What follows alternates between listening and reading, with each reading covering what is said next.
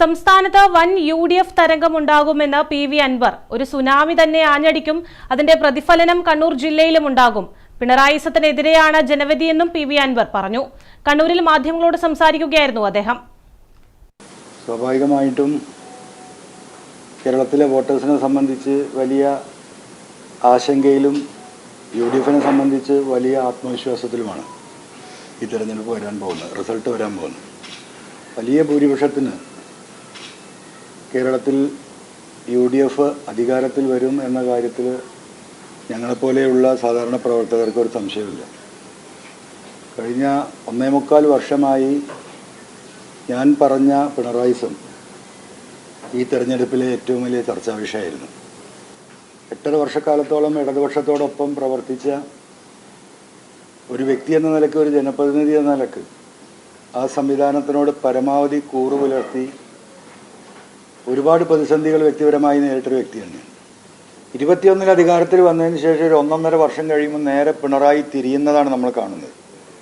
ആ തിരിച്ചിൽ എന്ന് പറയുന്നത് ഒരിക്കലും നമുക്ക് ആർക്കും ഉൾക്കൊള്ളാൻ കഴിയാത്ത വിധം ഒരു യൂട്ടേണൊക്കെ നമ്മൾ കേൾക്കാറുണ്ട്. ഇടതുപക്ഷത്തിൽ നിന്ന് എക്സ്ട്രീം വലതുപക്ഷത്തിലേക്ക് ഉള്ള ഒരു തിരിച്ചിലാണ് പിണറായി തിരിയുന്നത്. ആ തിരിച്ചിലിനെയാണ് ഞാൻ ചോദ്യം ചെയ്യപ്പെട്ടത്. അതിലൊരുപാട് ഇഷ്യൂസ് ഉണ്ട്. പിണറായിസം എന്ന് പറയുന്ന ഇഷ്യൂസിൽ ഏറ്റവും വലുത് മതേതരത്വത്തെ ബലി കഴിപ്പിച്ചുകൊണ്ട് കേരളത്തിൻ്റെ എല്ലാ മേഖലകളിലും ഫാസിസ്റ്റുകൾക്ക് കടന്നു വരാനും കേന്ദ്ര ഗവൺമെൻറ്റുമായിട്ടൊരു അണ്ടർഗ്രൗണ്ട് ഓപ്പറേഷൻ എന്ന് പറയാൻ കഴിയില്ല, അണ്ടർഗ്രൗണ്ട് ഒരു നല്ല ബന്ധം പിണറായി ഡെവലപ്പ് ചെയ്തെടുക്കുകയാണ്. ഭരണവിരുദ്ധ വികാരം എന്ന ഒരു വികാരത്തിന് അപ്പുറം ജനങ്ങൾ വോട്ട് ചെയ്ത് UDFനെ അധികാരത്തിൽ എത്തിക്കുന്നതിൻ്റെ ഏറ്റവും പ്രധാനമായ കാരണം പിണറായി വിരുദ്ധതയാണ്. ഇവിടുത്തെ നിങ്ങൾ അറിഞ്ഞും അറിയാതെയും ഇവിടെ സുനാമി ഉണ്ടാകാൻ പോകുന്നു. ഇതൊന്നും സഖാക്കൾ പുറത്തു പറയുന്നു, അവിടുന്ന് ശബ്ദം പോലും നമ്മളാരും കേൾക്കില്ല. ഇവിടെ തരംഗമുണ്ടോ എന്ന് ഇപ്പോഴും കേരളത്തിലെ മാധ്യമങ്ങളും സർവേ ടീമും സംശയിക്കുന്നതിൻ്റെ കാരണം അതാണ്. ഇവിടെ തരംഗമുണ്ട്, അത് അണ്ടർഗ്രൗണ്ട് തരംഗമാണ്, സുനാമിയാണ്.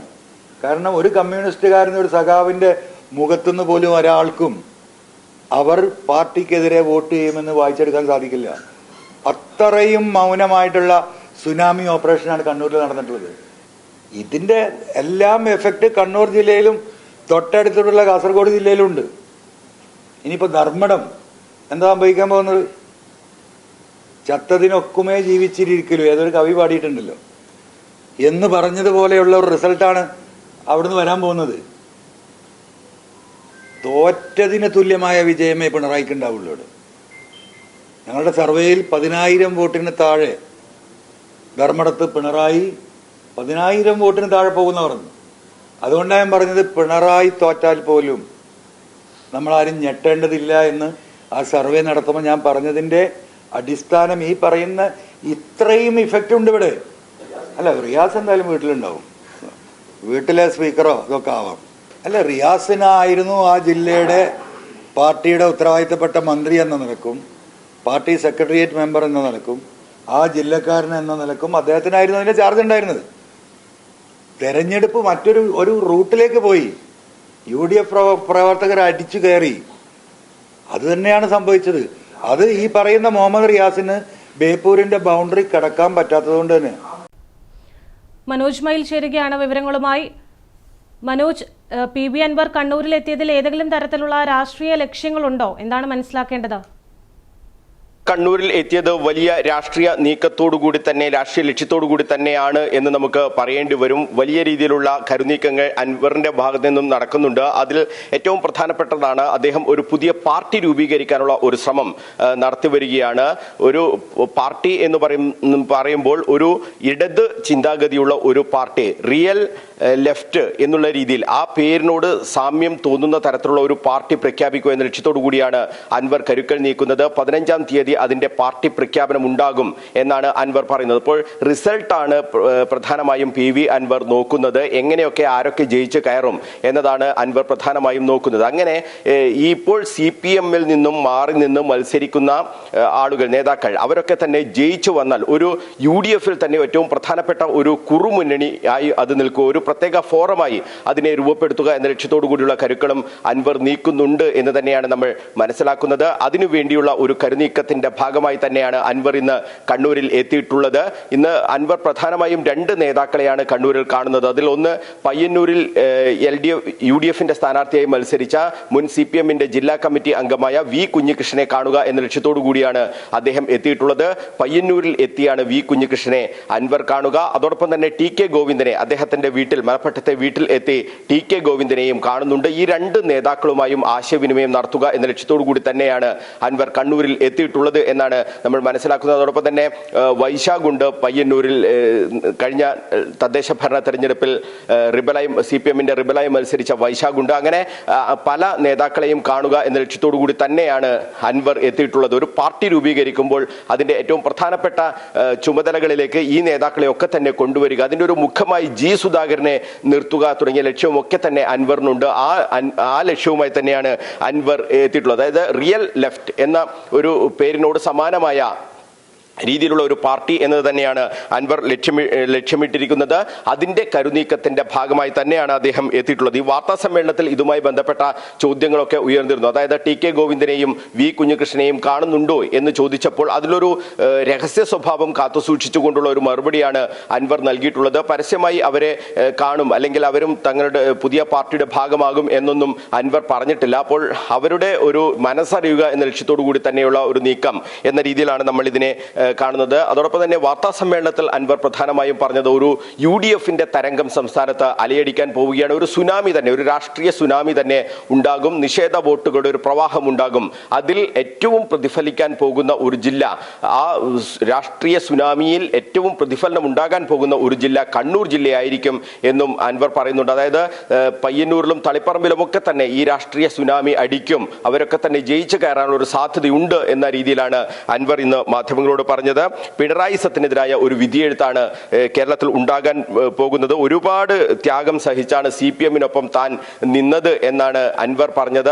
അങ്ങനെ നിൽക്കാൻ കാരണം സോഷ്യലിസവും അതോടൊപ്പം തന്നെ ഈ ഫാസിസത്തിനെതിരായ നിലപാടും, ഫാസിസത്തിനെതിരെ ഏറ്റവും ശക്തമായ നിലപാടെടുത്ത പാർട്ടിയായിരുന്നു CPM എന്ന് അൻവർ പറഞ്ഞു. അതിൽ ആകർഷനായാണ് താൻ പല ത്യാഗങ്ങളും സഹിച്ചുകൊണ്ട് കോൺഗ്രസ് കുടുംബത്തിൽ ജനിച്ച താൻ ഒരു CPM ഇടത് സഹയാത്രികനായി നിന്നത് എന്നാണ് അൻവർ പറഞ്ഞത്. ഈ രണ്ടാം പിണറായി സർക്കാർ, ഒന്നാം പിണറായി സർക്കാർ അതിൽ ഉറച്ചു നിന്നു. അതിന്റെ ഒരു പ്രതിഫലനമാണ് 8 സീറ്റ് അധികം നൽകിക്കൊണ്ട് രണ്ടാം പിണറായി സർക്കാരിനെ അധികാരത്തിലെത്തിയത്. പക്ഷേ രണ്ടാം പിണറായി സർക്കാർ അധികാരത്തിലേറി ഒരു 1.5 വർഷം കഴിഞ്ഞപ്പോഴേക്കും പിണറായി വിജയന്റെ സ്വഭാവത്തിൽ മാറ്റം വന്നു എന്നാണ് അൻവറിന്റെ ആരോപണം. അതിൽ പ്രധാനപ്പെട്ട കാര്യം എന്ന് പറയുന്നത് ഈ പിണറായി വിജയന്റെ കുടുംബവുമായി ബന്ധപ്പെട്ട ആരോപണം, അതുമായി ബന്ധപ്പെട്ട കേന്ദ്ര ഏജൻസികളുടെ അന്വേഷണം, ഇതൊക്കെ നടക്കുന്ന ഒരു ഘട്ടമുണ്ടായപ്പോൾ പിണറായി വിജയൻ അണ്ടർഗ്രൗണ്ടിലൂടെ കേന്ദ്ര സർക്കാരുമായി ഒരു ഓപ്പറേഷൻ നടത്തി എന്നുള്ളതാണ് അൻവർ ആരോപിക്കുന്നത്.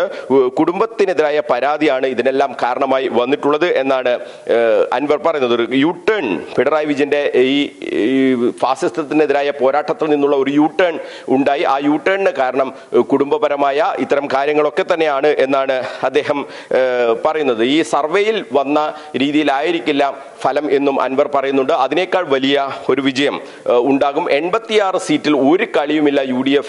അത് 100-ലധികം സീറ്റിലേക്ക് പോകും എന്ന കാര്യവും ഉറപ്പിച്ചു പറയുന്നുണ്ട് PV അൻവർ. പയ്യന്നൂരിലും തളിപ്പറമ്പിലും ഉൾപ്പെടെ നേതാക്കൾ പാർട്ടി വിട്ടുപോയ കാര്യങ്ങളൊക്കെ തന്നെ എടുത്തു പറഞ്ഞുകൊണ്ട് ഇത്രയും ഒരു അധപ്പതനത്തിലേക്ക് CPM പോയ ഒരു ഘട്ടം ഇതിനു മുമ്പ് ഉണ്ടായിട്ടില്ല.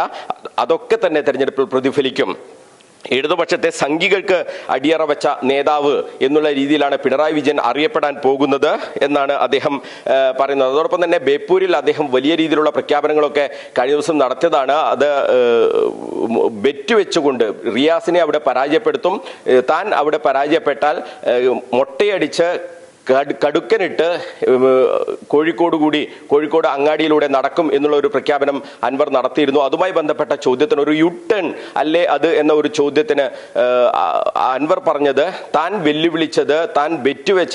ബെറ്റിന് വെല്ലുവിളിച്ചത് മുഹമ്മദ് റിയാസിനെയാണ്. മുഹമ്മദ് റിയാസ് ആ ബെറ്റ് ഏറ്റെടുത്തിട്ടില്ല. അപ്പോൾ തനിക്ക് മാത്രമായി അങ്ങനെ ചെയ്യാൻ വട്ടൊന്നുമില്ലല്ലോ എന്നുള്ള രീതിയിലാണ് അൻവർ പറഞ്ഞത്. അപ്പോൾ അത് ഒരു റിയാസ് ഏറ്റെടുക്കാത്തത് കൊണ്ട് താൻ ആ ബെറ്റ് പിൻവലിക്കുന്നു എന്നുള്ള രീതിയിൽ തന്നെയാണ് അദ്ദേഹം അത് ആ കാര്യത്തിൽ പറഞ്ഞത്. അതിൽ പറഞ്ഞ വ്യക്തിപരമായ അധിക്ഷേപമല്ലേ എന്ന് മാധ്യമങ്ങൾ അൻവറിനോട് ചോദിക്കുന്ന ഒരു സാഹചര്യമൊക്കെ ഉണ്ടായിരുന്നു. പക്ഷേ അൻവർ പറയുന്നത് അൻവർ ഈ കാര്യത്തിൽ പറഞ്ഞത് റിയാസ് UDF നേതാക്കളെ ആകെ ആക്ഷേപിക്കുന്ന തരത്തിൽ പല പ്രസ്താവനകളും നടത്തി. ഈ UDF നേതാക്കൾ പണപ്പിരിവ് നടത്തുകയാണ് എന്നൊരു ആക്ഷേപം അൻവർ നടത്തി. അതിനൊക്കെയുള്ള ഒരു മറുപടി എന്നുള്ള രീതിയിൽ തന്നെയാണ് വ്യക്തിപരമായി താനും അത്തരം കാര്യങ്ങളൊക്കെ പറഞ്ഞത് എന്നാണ് പറഞ്ഞത്. UDF അധികാരത്തിൽ വന്നാൽ ഊരാളുങ്കലിന്റെ ഇടപാടുകളെ കുറിച്ച് അന്വേഷണം വേണം എന്ന് അൻവർ ആവശ്യപ്പെട്ടിട്ടുണ്ട്. ഈ കാര്യങ്ങളൊക്കെ തന്നെ അന്വേഷിക്കും, അതിനുള്ള ഒരു സമ്മർദ്ദം തന്റെ ഭാഗത്ത് നിന്നും ഉണ്ടാകും എന്നുകൂടി അദ്ദേഹം പറഞ്ഞിട്ടുണ്ട്. എന്തായാലും പിണറായി വിജയൻ ധർമ്മടത്ത് ഒരു പരാജയത്തിന് തുല്യമായ ഒരു വിജയം നേടാൻ സാധ്യത, അതായത് ഒരു 10,000-ഓളം വോട്ടിന്റെ ലീഡ് മാത്രം നേടി വിജയിക്കും എന്നാണ് അൻവർ വ്യക്തമാക്കുന്നത്. എന്തായാലും വലിയ രീതിയിലുള്ള ആക്ഷേപങ്ങൾ അതോടൊപ്പം തന്നെ ആരോപണങ്ങളൊക്കെ തന്നെ ഉന്നയിച്ചുകൊണ്ടാണ് ഈ ഏതാണ്ട് 1 മണിക്കൂർ നീണ്ട വാർത്താ സമ്മേളനത്തിൽ അൻവർ പറഞ്ഞത്. അൻവറിന്റെ ഏറ്റവും പ്രധാനപ്പെട്ട ഒരു ലക്ഷ്യം എന്ന് പറയുന്നത് ഞാൻ നേരത്തെ സൂചിപ്പിച്ചതുപോലെ പുതിയ പാർട്ടി ഉണ്ടാക്കുക, പാർട്ടിയിലേക്ക് നേതാക്കളെയൊക്കെ തന്നെ കൊണ്ടുവരിക, അതിനുവേണ്ടിയുള്ള ഒരു കളം ഒരുക്കുക എന്ന ലക്ഷ്യത്തോടു കൂടി തന്നെയാണ് അൻവർ കണ്ണൂരിൽ എത്തിയിട്ടുള്ളത്. അതോടൊപ്പം തന്നെ മന്ത്രിസ്ഥാനത്തേക്ക് ജയിച്ചു വരികയാണെങ്കിൽ മന്ത്രിസ്ഥാനത്തേക്കുള്ള ഒരു കരുനീക്കം എന്നുള്ള രീതിയിൽ കൂടി ഈ നേതാക്കളെയൊക്കെ തന്നെ ഒന്നിച്ചു നിർത്തി ഒരു കുറുമുന്നണി ഉണ്ടാക്കി സമ്മർദ്ദ ശക്തിയായി മാറുക എന്ന ലക്ഷ്യത്തോടു കൂടിയുള്ള നീക്കം അൻവറിന്റെ ഭാഗത്ത് നിന്നും ആരംഭിച്ചിട്ടുണ്ട് എന്നാണ് നമ്മൾ ഈ ഘട്ടത്തിൽ മനസ്സിലാക്കുന്നത്. പ്രതിഭ.